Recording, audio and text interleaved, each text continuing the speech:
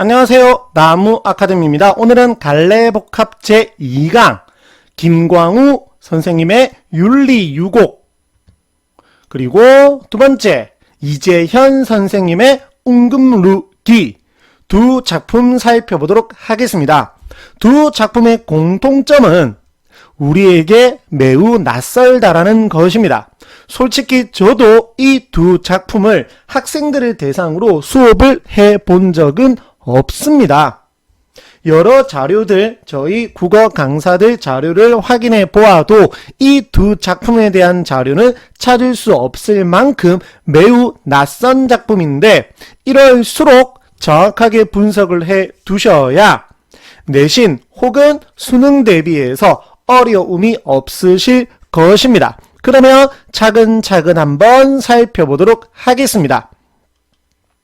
제1곡, 아무래도 연시조임을 확인할 수 있겠죠. 교과서에는 1곡, 2곡, 5곡, 6곡, 9곡, 14, 17까지 수록이 되어 있고, 그리고 밑에 보시면 교재에 수록이 되어 있지 않은 부분들도 이렇게 밑에 원문과 현대어를 함께 실어 놓았으니 한번 읽어보시는 것이 좋을 것입니다.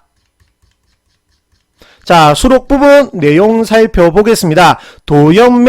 도연명이라고 하는 사람이 죽은 후에 또다시 도연명이 나타났다라는 말이 반마을, 자, 이 반마을을 한자로 표기하면 윤리고, 그래서 제목이 윤리유곡 이므로 이 작품의 제목이 윤리유곡과 관련이 있다 라는 것을 확인해 볼 수 있습니다. 그래서 옛 이름이 마침 같다.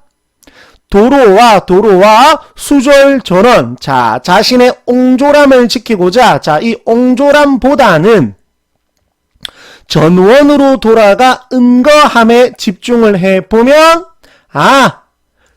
속세에서 살다가 어디로 돌아왔는데, 자연으로 돌아왔는데, 화자와 도연명이, 즉 기호, 그것이 도연명이죠.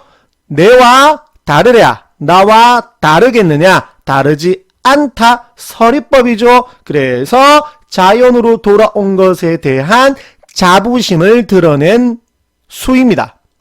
다음, 공명응도 잊었노라, 부기도 잊었노라. 대구법이고 공명 잊었다, 부기 잊었다. 그럼 여기서 말하는 공명과 부기는 세속적 가치겠죠. 이러한 세속적 가치를 잊었다.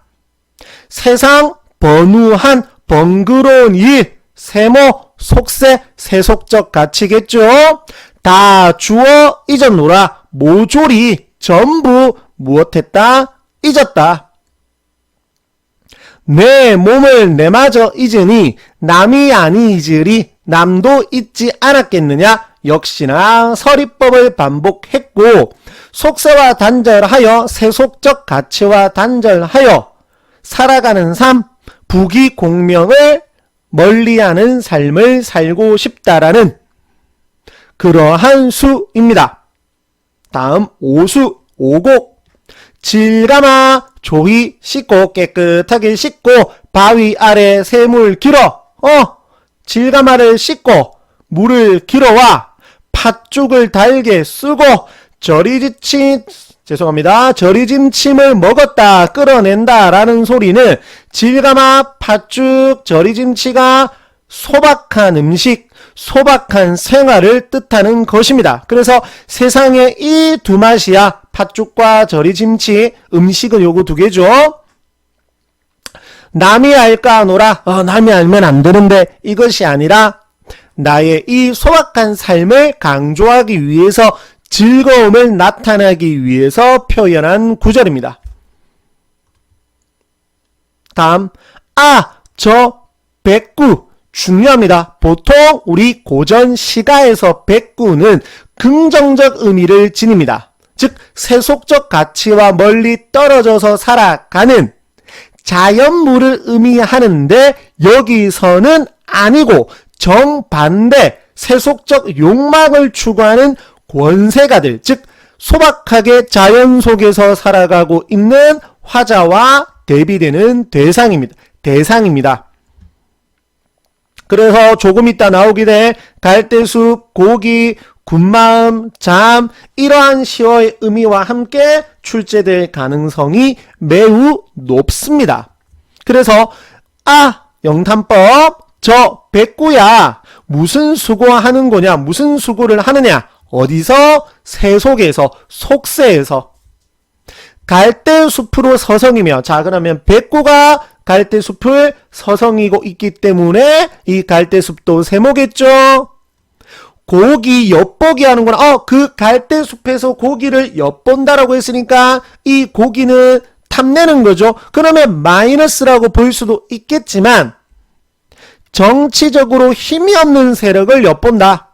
그래서 여기 이 고기는 자연은 아니기 때문에 또 동그라미 칠 수는 없고, 그렇다라고 해서 이러한 세속적 욕망을 추구한다 라고 보기도 조금 힘들므로 놔둡시다. 그 다음 나같이, 그러면 나는 당연히 동그라미죠. 나는 당연히 동그라미죠. 무엇을? 세속적 가치를 추구하지 않고 자연 속에서 살아가고 있으므로 동그라미. 군맘, 세속에 대한 욕심. 잠만 들면 어떠리? 그러면 여기서 잠은 무엇을 추구하는 것? 자연을 추구하는 것, 은거하는 삶. 그래서 백구, 세모, 갈대숲, 세모, 고기, 두고, 나, 동그라미, 군마음, 세모, 잠, 동그라미 이렇게 대비되는 소재, 의미까지 정확하게 기억해 두시기 바랍니다. 다음 추강, 갈강, 밝은 달에 일렵주, 조그마한 배. 혼자서 저어서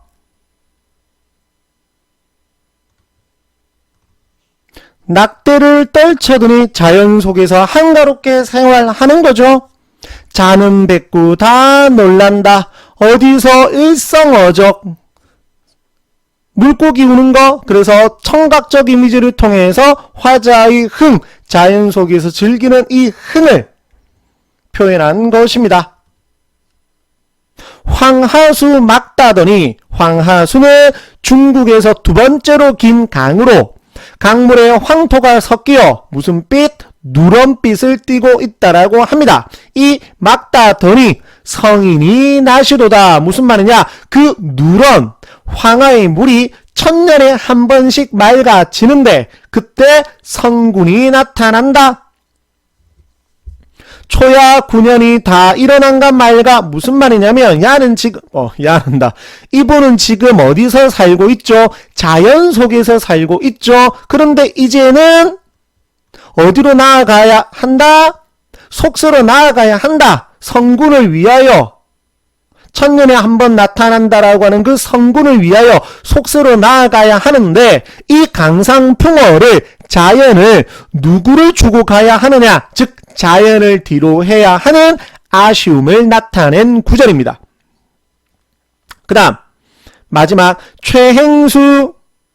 한물이 윗사람을 가리키는 걸 최행수라고 하고, 쑥다림 하세, 노는 거, 조동갑, 나이 같은 사람 그냥 최행수 조동갑을 부른 거죠. 꽃다림 하세, 청류, 즐겁게 살자. 이렇게 살면 무슨 시름이 있겠느냐는 것입니다. 됐습니까? 자, 그래서 밑에 핵심 정리 내용 정지해서 살펴보시고, 밑에 해제 살펴보시고, 이해와 감상 살펴보시고, 현대어 해석 살펴보시고, 자, 밑에는 조금 생략하도록 하겠습니다. 다음 작품 고전수필 웅금루기 내용 살펴보도록 하겠습니다. 자, 기라고 하는 고전수필인데 어떤 이야기를 하고 있느냐? 가볼게요. 아름다운 경치를 이야기했습니다. 이 아름다운 경치는 어디에만 있는 것이 아니다. 지방, 아주 먼 지방에만 있는 것이 아니다. 어디에도 있다. 왕자의 도성이나 대중이 모인 도회지에도 있다. 없는 것이 아니다. 발상의 전환을 하자라는 겁니다. 그래서 보세요. 형, 여, 호, 상 이 아름다운 경치거든요. 물론 중국에 이름난 명승지인데 이러한 곳이 어디에? 가까운 거리에 널려 있다. 그런 것이 있다. 을 알지 못하는 것이다. 가까운 곳에 있다라는 것을 알지 못한다. 됐습니까? 왜냐하면 왜 가까운 곳에 있다라는 것을 모르냐면 사슴만 쫓느라 산을 보지 못하고 돈만 움키느라 사람을 보지 못하고 무슨 말이냐? 자신의 이익만, 자신의 눈앞에 있는 이익만 추구한다라는 것입니다. 아주 작은 것은 살피면서도 수레의 짐은 보지 못하니 그러니까 작은 것은 보고 큰 것은 보지 못한다라는 거죠. 보통 이것을 무엇은 보고 나무는 보고 숲은 보지 못한다 라고 표현을 하죠. 이는 마음에 쏠리는 일이 있어 눈이 다른 데를 볼 겨를이 없기 때문이다. 세속적 이익이나 명예에 온 정신이 팔려서 다른 데를 볼 겨를이 없다라는 것입니다. 다음, 이를 좋아하는 세력 있는 사람들, 이익이나 명예만 추구하고 아름다운 경치를 즐기지는 못하는 사람들을 의미하고, 그러면 화자는 이러한 사람들을 좋아할까요? 싫어할까요? 당연히 싫어하겠죠? 은 관을 넘고 진을 건너 털을 잡고는 스스로 고매한 채 하지만 부정적으로 말을 하고 있죠. 강락이 길을 내자 주민들이 놀랐고 허사가 집터를 묻자 호사들이 꺼렸으니 그러지 않는 것이 도리어 고매하다. 무슨 말이냐? 강락이 길을 내고 허사가 집터를 물었다라고 하는 중국의 고사가 있는데 이것은 간단하게 말을 하면 어떤 자연 속으로 들어가서 그곳을 파헤쳐서 그것에서 즐겼다라는 거거든요. 그러한 행위는 고매하지 않다라는 겁니다. 우리 주변에서 어렵지 않게 아름다운 곳은 찾을 수 있다라는 것입니다. 됐습니까? 밑에 서울 남쪽에 이런 못이 있는데 살림하는 여염집 일반 백성들이죠. 이 일반 백성들이 사는 곳이죠. 빙 둘러 있어 즐비하고 이거나 지고 타거나 걸어 그 옆으로 왕래하는 사람들이 앞뒤에 연락부절하다. 가까운 곳에 있다. 일반 백성들이 사는 곳에 가까이에 있다. 어찌 뛰어나게 극하고 훤칠하게 넓은 지역이 이 안에 있을 줄 알랴? 모른다라는 겁니다. 왜 모르느냐? 자신들의 이익이나 욕심, 명예만을 추구하기 때문에 그것을 모른다라는 것입니다. 됐습니까? 자, 근데 여기 보시면 누가 나오냐면 이제 권렴이 나오는데 이 권렴이 그것을 보고는 사랑하여 바로 못 동쪽에 땅을 사서 누각을 세웠답니다. 그 누각은 이렇고 그래서 구체적인 수치와 누각을 이루는 요소들을 언급하며 누각의 모습을 묘사하였습니다. 그 다음 이에 그의 아버지 길창공과 형제 인하들을 초청하여 그 위에서 술을 마시며 화평하고 유쾌하게 놀아 즐겁게 지냈다. 그래서 누각 이름으로 웅금 구름 비단이라는 뜻으로 누각 이름으로 걸었었다. 글쓴이인 나가 그곳으로 한번 가보니 이렇게 아름다웠다. 자연과 조화를 이룬 웅금루가 매우 아름다웠다 라고 표현을 한 것이고, 그 다음 여기 내용은 뭐냐면 아까 여염집 일반 백성들이 사는 곳이라고 했죠. 그곳에 가깝게 있다. 즉 웅금루가 어디 멀리 동떨어진 곳에 있는 것이 아니라 사람들과 가까운 곳에 위치하고 있다. 그것을 나타낸 것입니다. 그래서 즐겁기가 그지없다. 매우 즐겁다. 그래서 속담 등장 밑이 어둡다. 멀리 있는 것이 아니다.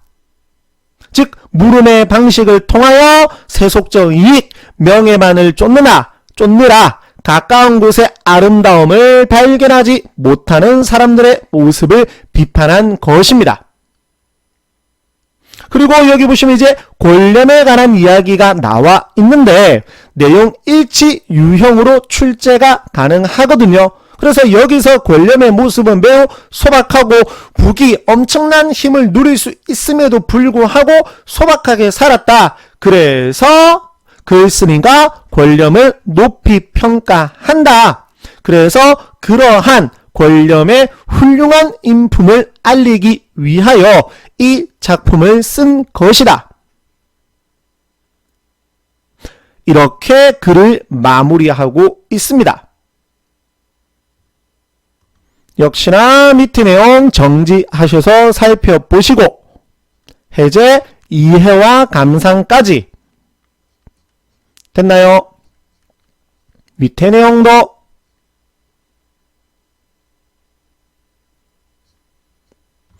한문 수필양식 기에 관한 얘기도 나와 있는데 이러한 것은 사실 그냥 윗글에 대한 설명, 윗글과 관련된 내용으로 적절하지 않은 것은 이러한 형태로 출제가 될 수 있는 부분입니다. 됐습니까? 자, 오늘도 두 작품 살펴보았습니다. 학생 여러분께 많은 도움이 되었으면 좋겠습니다. 감사합니다.